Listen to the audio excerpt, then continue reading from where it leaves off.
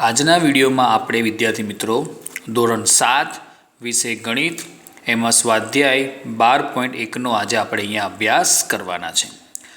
તો દરેક વિદ્યાર્થી મિત્રોનું ધ્યાન અહીંયા તમારે નોટબુક અને પેન તમારી સાથે રાખવાની છે અને તમારે આ વિડીયો ધ્યાનપૂર્વક સાંભળવાનો છે અને ધ્યાનપૂર્વક જોવાનો છે અને ત્યારબાદ તમારી નોટબુકમાં લખવાનું છે।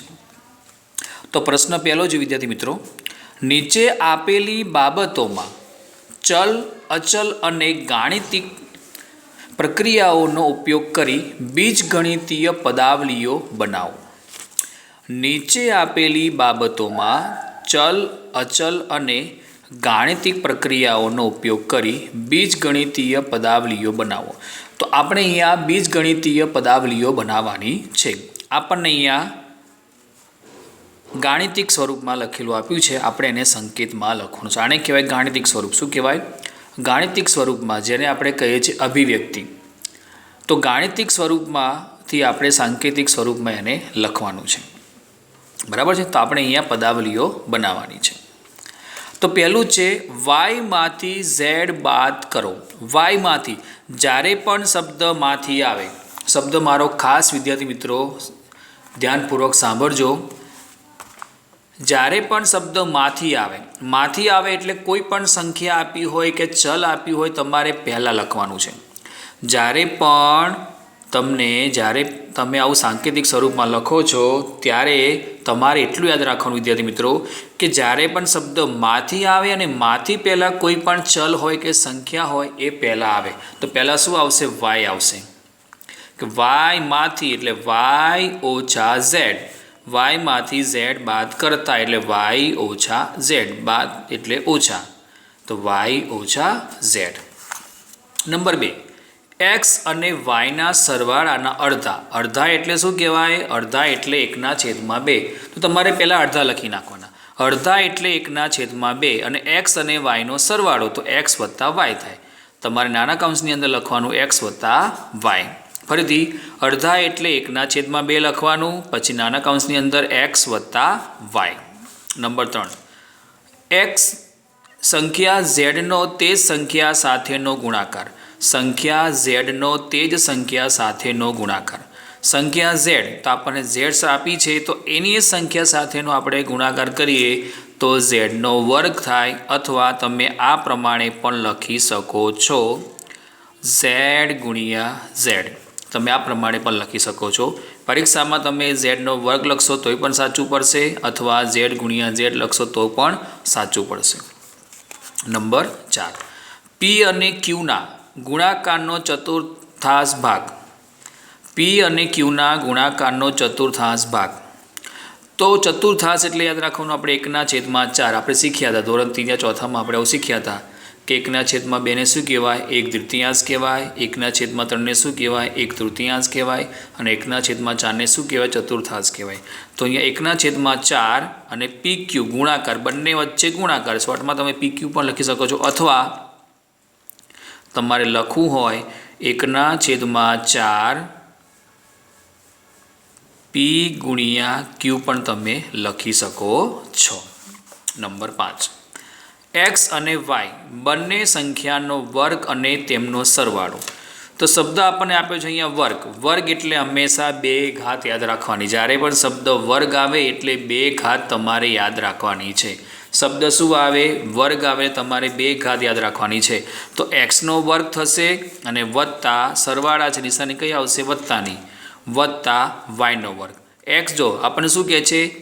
એક્સ અને વાય બંને સંખ્યાનો વર્ગ અને તેમનો સરવાળો, તો એક્સનો પણ વર્ગ થશે અને વાયનો પણ અહીંયા વર્ગ થશે, એટલે એક્સનો વર્ગ વત્તા વાયનો વર્ગ।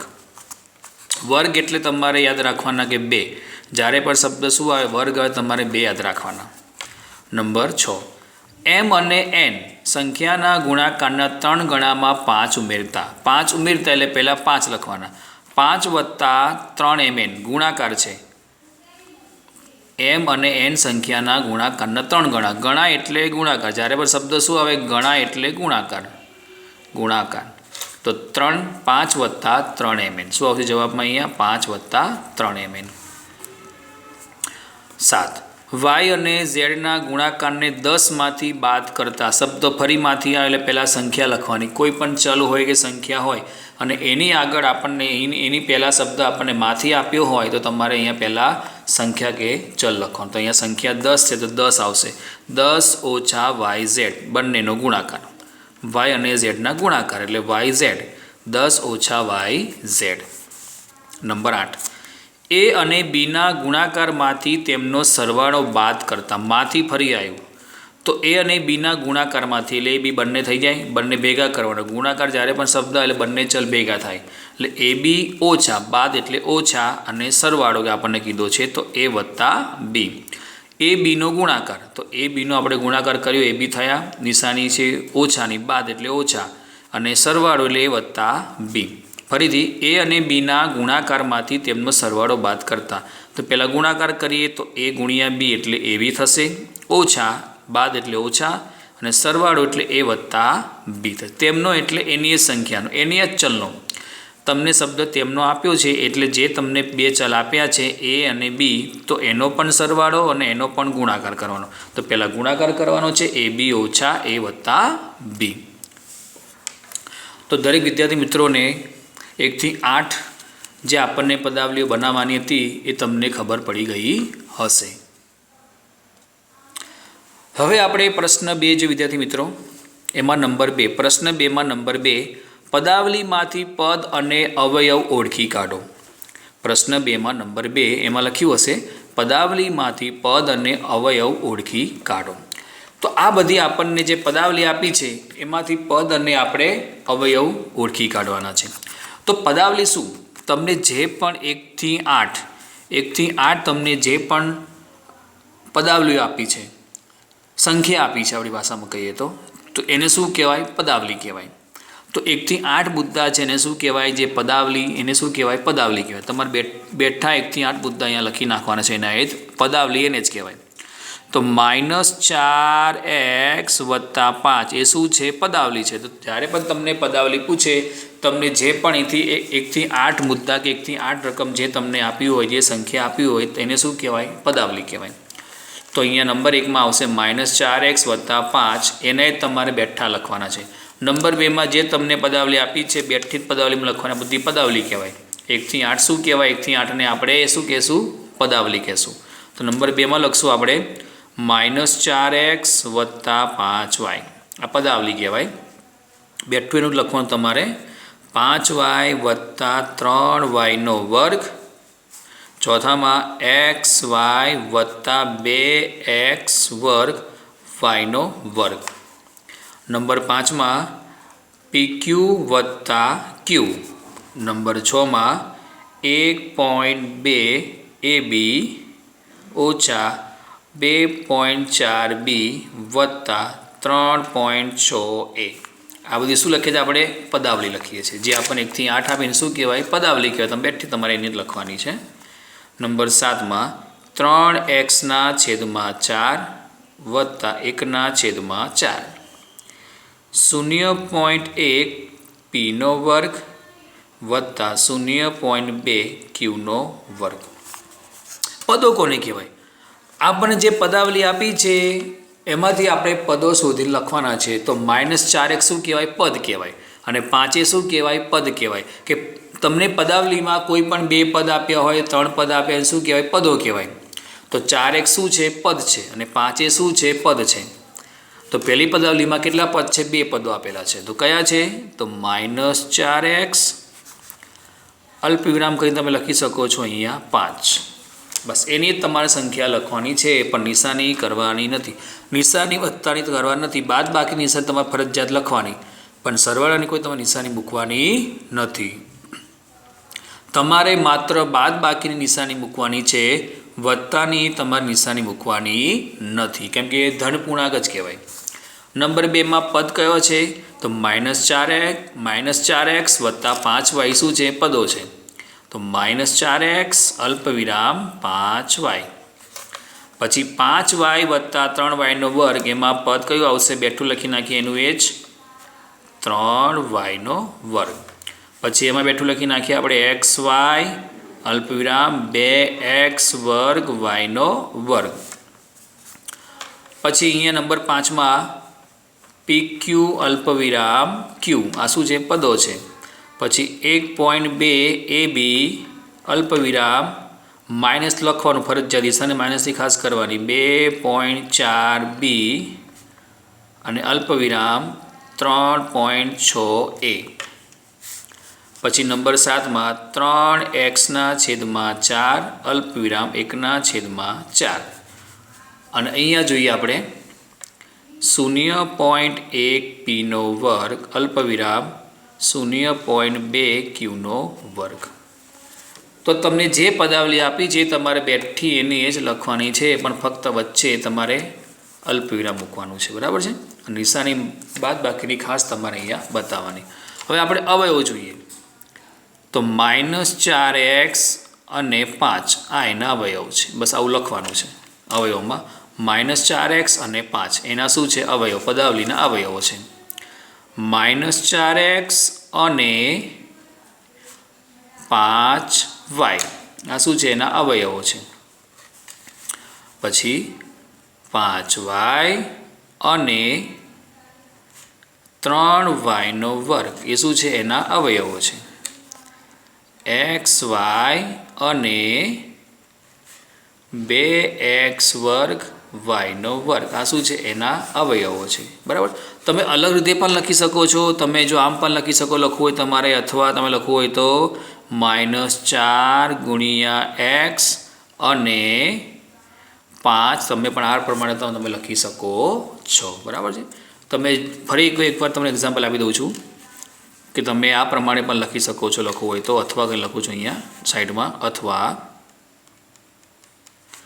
-4 × x અને 5 × y પણ તમે લખી શકો છો.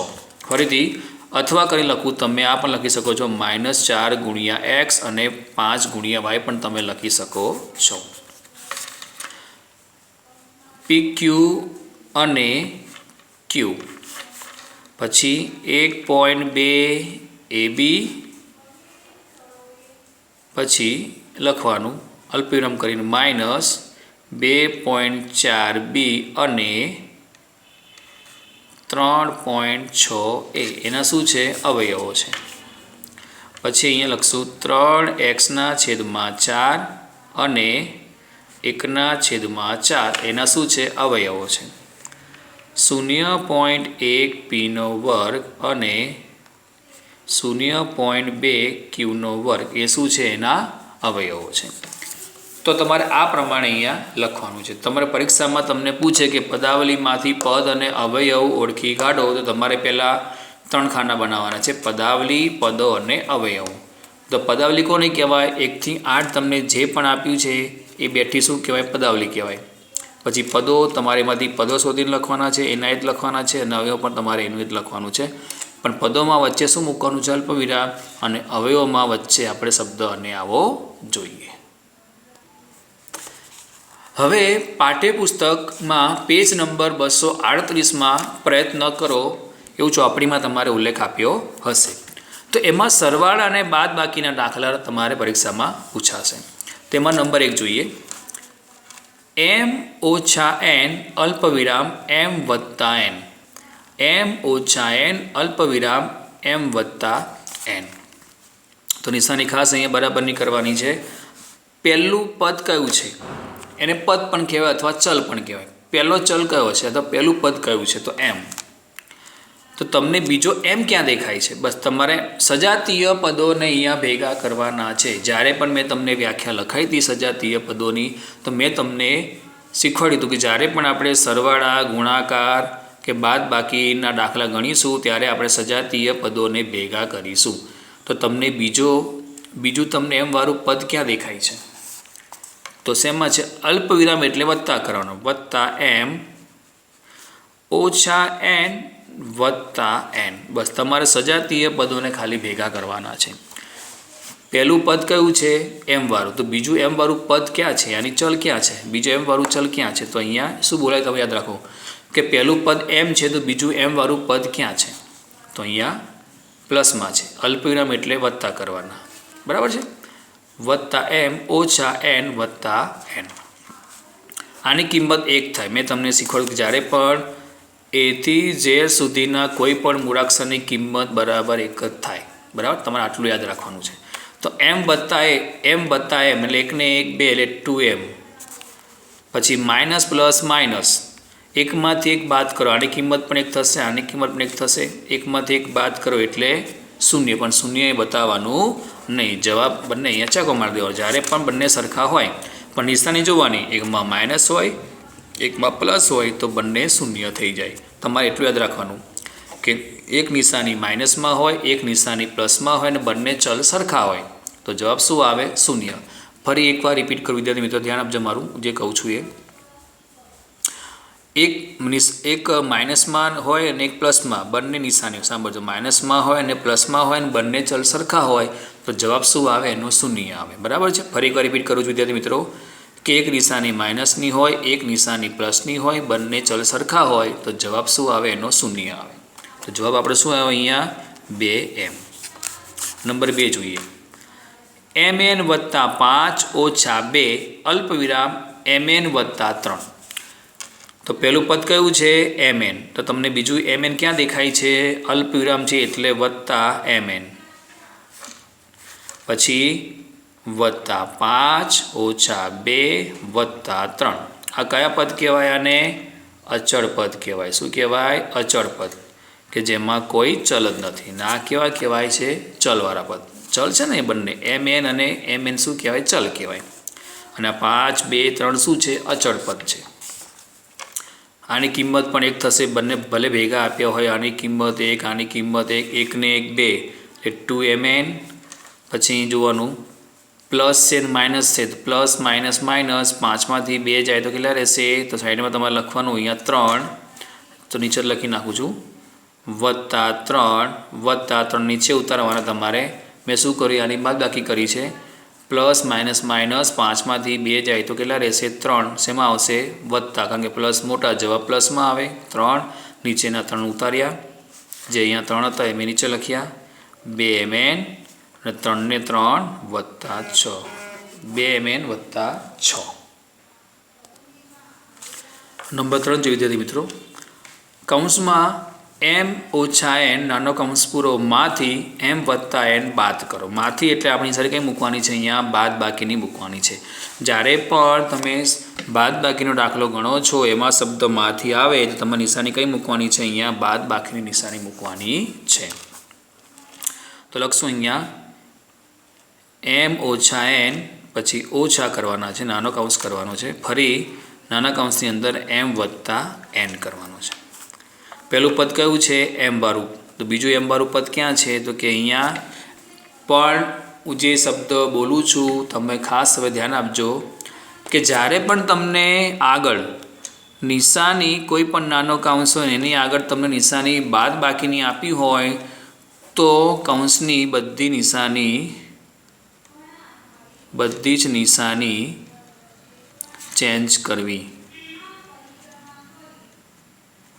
ખાસ તમારે એટલું યાદ રાખવાનું છે કે જ્યારે પણ આગળ નિશાની બાદ બાકીની આપી હોય તો અંદર નાના કૌંસની અંદર કોઈ પણ સંખ્યા આપી, કોઈ પણ ચલ આપ્યો હોય એની બધી નિશાની બદલાય. આ ખાસ શબ્દ મારો વિદ્યાર્થી મિત્રો યાદ રાખજો કે નાના કૌંસની આગળ તમને નિશાની બાદ બાકીની આપી હોય તો બધી નિશાની બદલાય. આગળ બાદ બાકી હોય તો નાના કૌંસની અંદર કોઈ પણ સંખ્યા હોય, નાના કૌંસની અંદર હોય કે મોટા કૌંસની અંદર હોય, છગડીયા કૌંસની અંદર કોઈ પણ હોય, બધી નિશાની બદલાય. બરાબર છે. તો આ શેમાં છે? m પ્લસમાં થઈ જશે, અહીંયા માઇનસમાં. અહીંયા પ્લસ જ કહેવાય. જ્યારે આગળ તમને કોઈ નિશાની આપી નથી એટલે શું કહેવાય? પ્લસ કહેવાય. પ્લસ હોય તો માઇનસ કરવાના. પછી બીજું પદ કયું છે? અહીંયા n. તો તમને n વાળું બીજું પદ ક્યાં દેખાય છે? તો કે પ્લસમાં, તો થઈ જશે માઇનસ. m ઓછા m, આની કિંમત 1 થાય. 1 ઓછા 1 એટલે 0. માઇનસ માઇનસ પ્લસ, 1 ને 1 2 એટલે માઇનસ 2n. આનો જવાબ. તો દરેક વિદ્યાર્થી મિત્રોને સરવાળા અને બાદ બાકીના જે દાખલા છે તમને એમાં ખબર પડી ગઈ હશે. હવે આપણે સ્વાધ્યાય 12.1નો અભ્યાસ કરીશું.